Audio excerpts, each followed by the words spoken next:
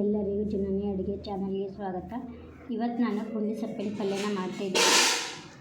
ಈಗ ಒಂದು ಪಾತ್ರೆಗೆ ಎಣ್ಣೆ ಹಾಕಿ, ಎಣ್ಣೆ ಬಿಸಿ ಆದಮೇಲೆ ನಾನು ಸ್ವಲ್ಪ ಬೆಳ್ಳುಳ್ಳಿನ ಹಾಕ್ತೀನಿ ರೀ.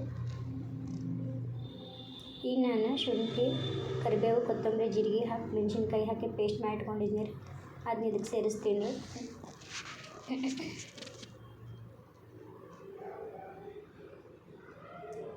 ಈಗ ನಾನು ಪುಂಡಿ ಸೊಪ್ಪನ್ನು ತೊಳೆದು ಈ ಥರ ಹೆಚ್ಚಿಟ್ಕೊಂಡಿದ್ದೀನಿ ರೀ. ಅದನ್ನ ಇದಕ್ಕೆ ಸೇರಿಸ್ತೀನಿ ರೀ. ಇದಕ್ಕೆ ನಾನಿಲ್ಲಿ ಸಬ್ಬಸಿಗೆ ಸೊಪ್ಪನ್ನು ಕೂಡ ಸೇರಿಸ್ತೀನಿ ರೀ. ಮತ್ತು ಈರುಳ್ಳಿನ ಹೆಚ್ಚಿಟ್ಕೊಂಡಿದ್ದೆ ಅದನ್ನು ಕೂಡ ಸೇರಿಸ್ತೀನಿ ರೀ. ಸ್ವಲ್ಪ ಅರಿಶಿನ ಪುಡಿ ಹಾಕ್ತೀನಿ ರೀ. ಮಿಕ್ಸ್ ಮಾಡ್ಕೊತೀನಿ ರೀ.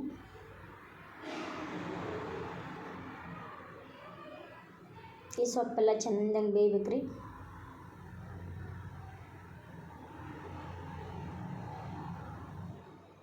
ಈಗ ನಾನು ಶೇಂಗಾ ಮತ್ತು ಕಡಲೆನ ನಾನು ನೆನೆಸಿಟ್ಕೊಂಡಿದ್ದೆ, ಅದನ್ನ ಇದಕ್ಕೆ ಸೇರಿಸ್ತೀನಿ ರೀ.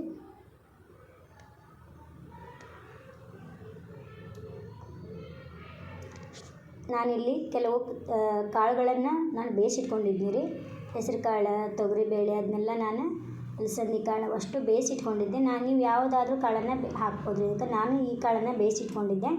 ಆ ಕಾಳುಗಳನ್ನೆಲ್ಲ ಇದಕ್ಕೆ ಸೇರಿಸ್ತೀನಿ ರೀ. ನಾನೀಗ ಸೇರಿಸಿ ಮಿಕ್ಸ್ ಕೊಟ್ಕೊತೀನಿ ರೀ. ನಮ್ಮ ಅಜ್ಜಿ ಹಿಂಗೆ ಮಾಡ್ತಿದ್ಲು ರೀ, ಅದಕ್ಕೆ ನಾನು ಹಿಂಗೆ ಮಾಡತ್ತೀನಿ ರೀ. ಒಬ್ಬೊಬ್ಬರು ಒಂಥರ ಮಾಡ್ತಾರೆ ಇದನ್ನ ಪುಂಡಿ ಸೊಪ್ಪಿನ ಪಲ್ಯನ. ಇಲ್ಲಿ ನಾನು ನೀರು ಸೇರಿಸ್ತೀನಿ ರೀ. ಸ್ವಲ್ಪ ಕರಿಬೇವು, ಕೊತ್ತಂಬರಿನ ಹಾಕ್ತೀನಿ ರೀ. ಇದು ಚೆಂದಂಗೆ ಬೇಯಬೇಕು ರೀ. ಎಷ್ಟು ಬೇಯುತ್ತಲ್ಲ ಅಷ್ಟು ಟೇಸ್ಟ್ ಬರ್ತದೆ. ಅಂದರೆ ಎಷ್ಟು ಕುದಿತೈತಲ್ಲ ಅಷ್ಟು ಟೇಸ್ಟ್ ಬರ್ತದೆ ರೀ. ಇದು ಸ್ವಲ್ಪ ಉಪ್ಪನ್ನು ಹಾಕ್ತೀನಿ ರೀ.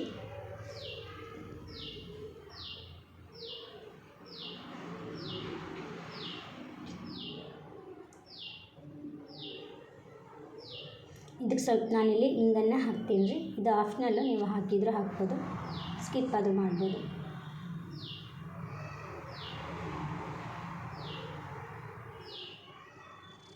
ಈಗ ನಾನು ಇದಕ್ಕೆ ಕುದಿಯಕ್ಕೆ ಬಿಡ್ತೀನಿ ರೀ. ಸ್ವಲ್ಪ ನಾನಿಲ್ಲಿ ಮಸಾಲೆ ಪೌಡ್ರ್ ಹಾಕ್ತೀನಿ ರೀ. ನೀವು ಹಾಕ್ಬೋದು ಅಥವಾ ಸ್ಕಿಪ್ ಆದರೂ ಮಾಡ್ಬೋದು, ಅದು ಆಪ್ಷನಲ್ಲು.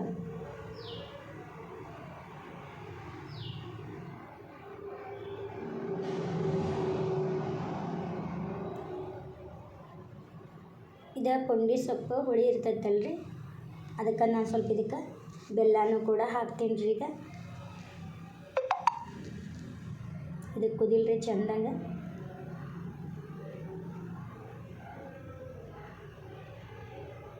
ಈಗ ಸ್ವಲ್ಪ ಇದಕ್ಕೆ ಬೆಲ್ಲ ಹಾಕ್ತೀನಿ ರೀ ನಾನು.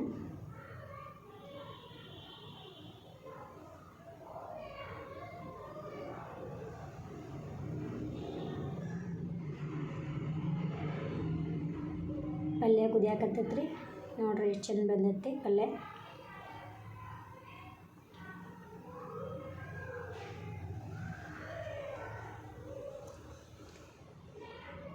ನೋಡಿರಿ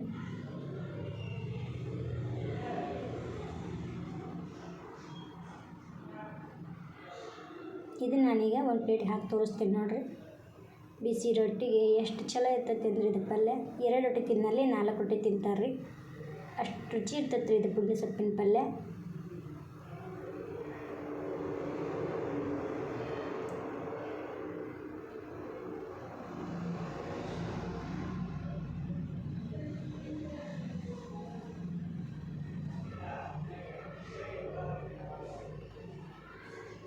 ನೋಡಿರಿ, ನೀವು ಮಾಡಿ ನೋಡಿರಿ. ದಯವಿಟ್ಟು ಲೈಕ್ ಮಾಡಿ, ಸಬ್ಸ್ಕ್ರೈಬ್ ಮಾಡಿ, ಶೇರ್ ಮಾಡಿ. ಧನ್ಯವಾದಗಳು.